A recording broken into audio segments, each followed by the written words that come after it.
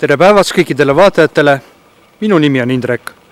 Seekordses videos soovin ma taas rääkida erakondade toetusreitingutest valijate hulgas. Aga alustame siis algusest.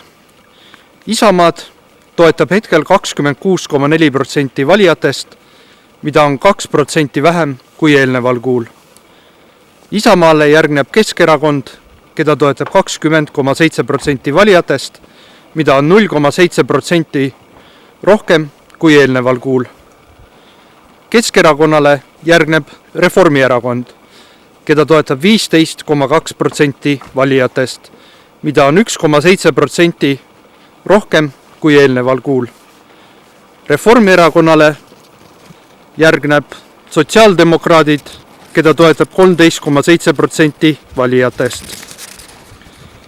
Muutumatuna on püsinud EKRE toetus, keda toetab 12,5% valijatest.